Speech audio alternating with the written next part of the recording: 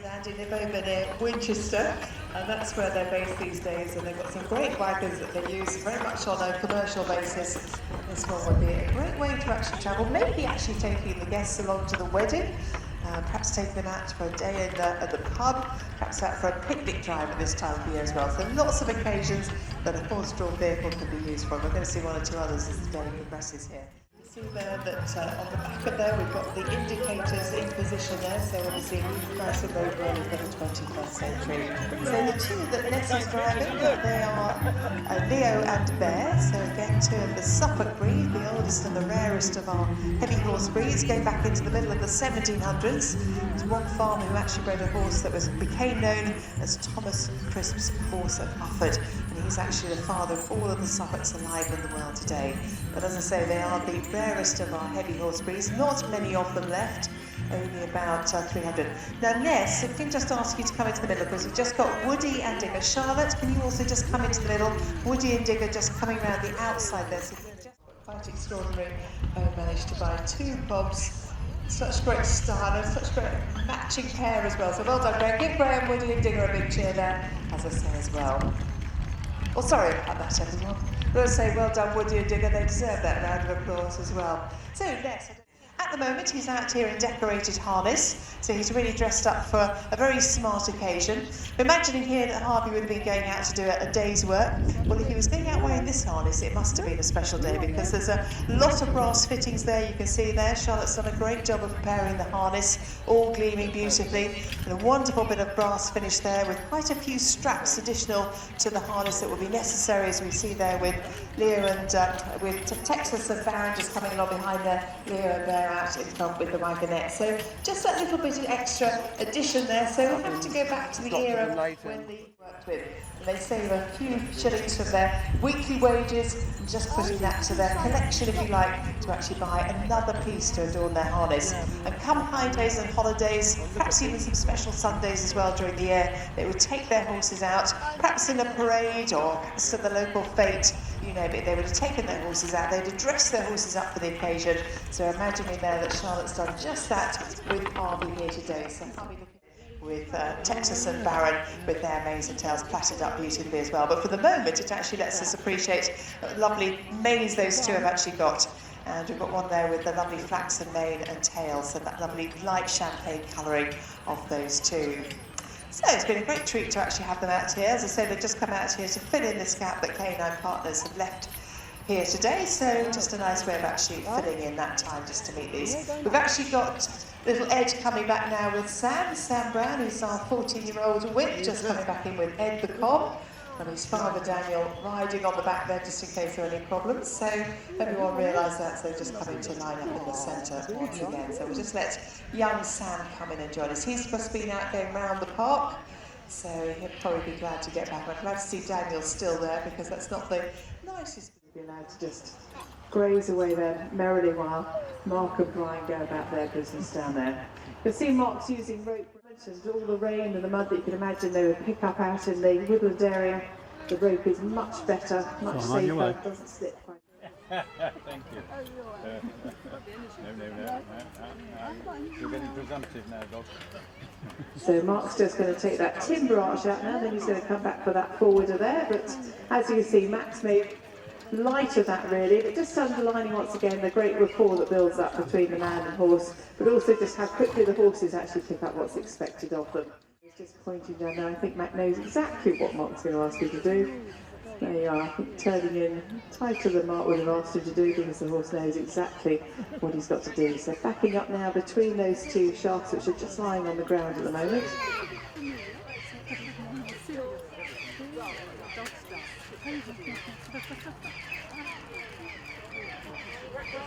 Now, I think Mark's going to say, come on, we'll do it without any hands here. Let's just see if we can get in position. I think Mac's so interested in the grass. Moving his back legs back very carefully, because he knows those shafts are somewhere underneath him. Now he's in exactly the right position. So Mark and Brian just going to hitch those shafts onto the harness. Just coupling those on. my port.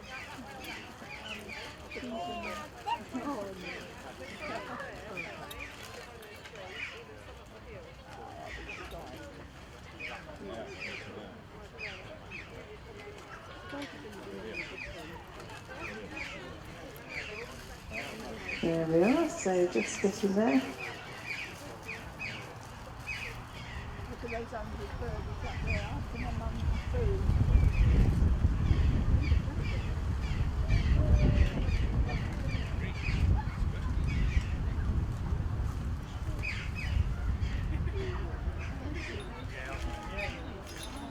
So now Mark's just tidying away those ropes that would secure the logs on a big load.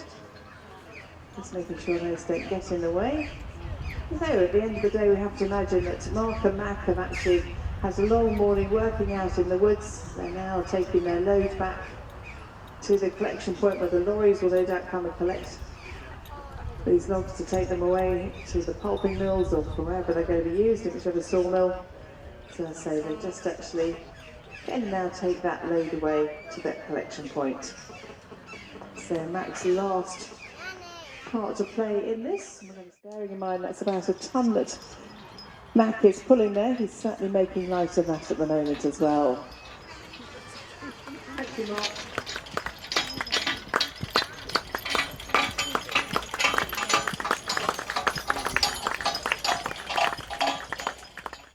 So that now is the signal, so our little house goes on fire.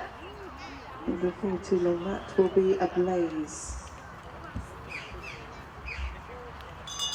There we are, the warning sign's been given, the bell is ringing, somebody was watching. Moon and Melise in the wheel.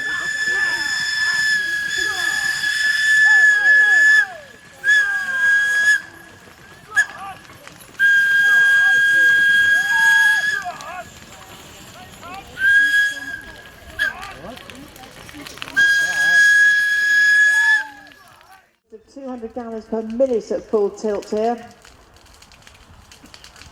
The engine itself only holds 9 gallons to actually build up the engine speed there, so now, have they done that correctly? Let's just see. Here come the fire to put out the fire.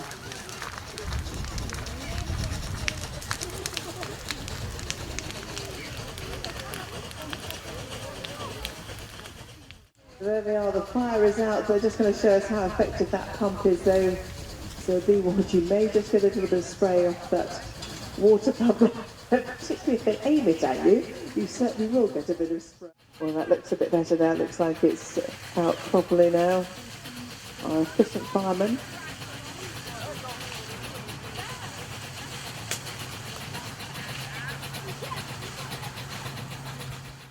So if you've got your cameras, I certainly recommend you take a photo. You won't see too many of these. A horse-drawn steam fire engine dating back to 1908. And the fireman dated back to when? About 1910, we think. Well done, Robert. Robert, Mark and Graham are doing a great job.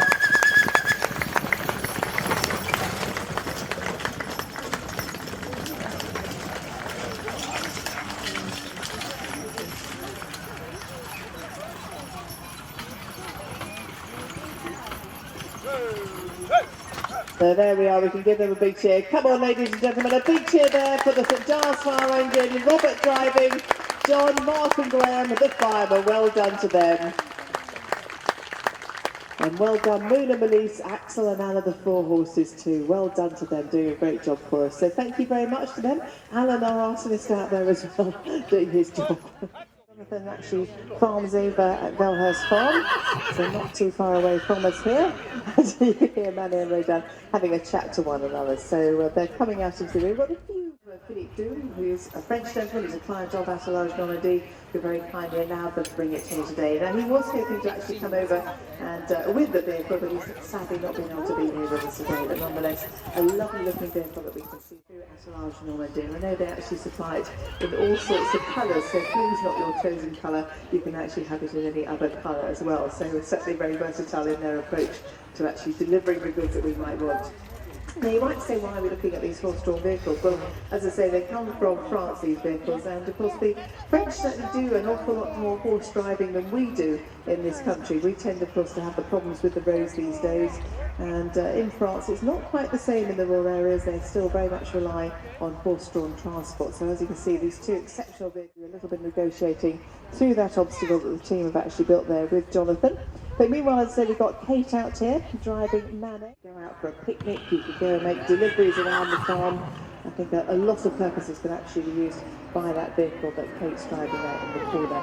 And we've got some of the passengers there that Jonathan's carrying there, just actually showing us that they can get on nice and safely, because obviously safety these days is one of the aspects that we're certainly very concerned with, and they were just showing us how they have got a nice stepping system to get up over to the front. We'll be very careful with these horses these days. So Kate's now going to have a go around here with Manny. Manny, named after the ferry. Manny, you can also see wearing earmuffs, designed to actually keep the flies from. So these two, Manny and Rodan, but they could easily be made to scale to suit a smaller light horse. So they would certainly suit no end of horses. So ladies and gentlemen, I think Jonathan and Kate have done a great job here with Manny and Rodan, beautifully presented. And so these two wagonettes, well done to the Poles, well done to Attelage Normandy as well, doing a great job. So if anyone wants to know more about them, I'm sure Jonathan will be delighted to tell you about them.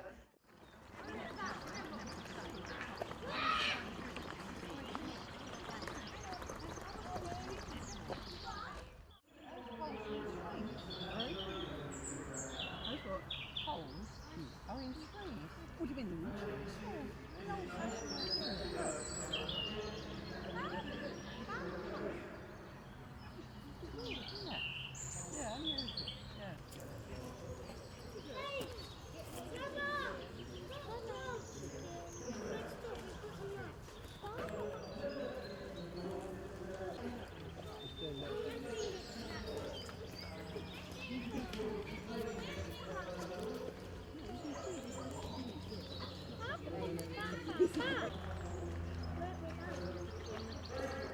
Shall I hold it for you?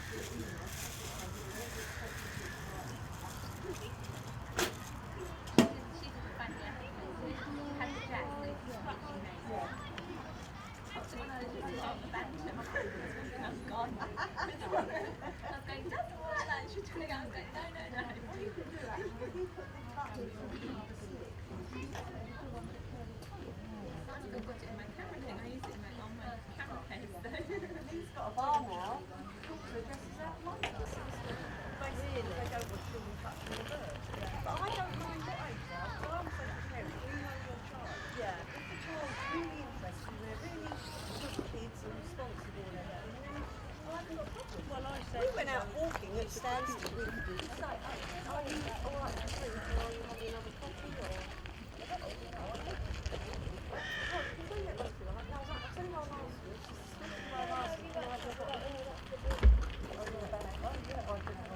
Yeah.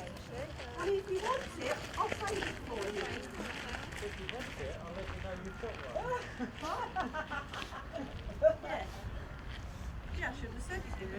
You've been none the wiser, right? I've just sold that. But unfortunately, it took all your fiver. She gave me a £20 note. Put 20 in there.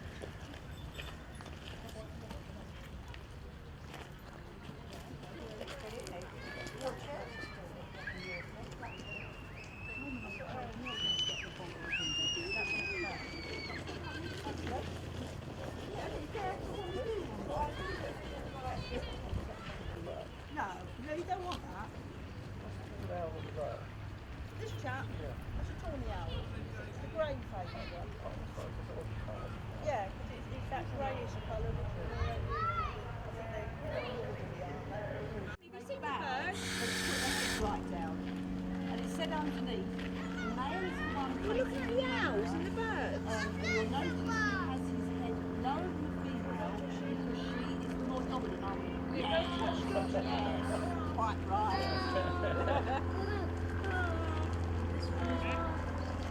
A Harris hawk. That's an American bird. Yes.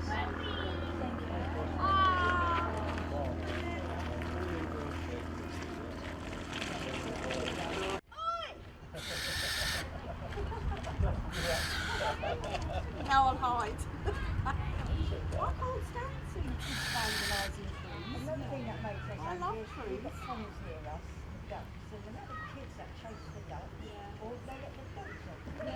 Went under the well, it's a fence. Went up to the little owl and kicked it in the face. Blinded it in one eye. And the faulkner working there at the time turned around and punched the kid, which obviously you don't do. But that's a natural reaction. Because if I saw a child do that to one of my birds, I can look up and go, no, why did you do that? It's not very good for them. I mean, you did another flash, but they were stood there. That's the one we strike. And they were, as soon as the biscuits came up, they went. They're always up carried on eating, you know, quite amusing. Never did get a picture of an otter with like that. Oh, I love otters. Yeah, we had one down our river. Oh, I love them. Yeah.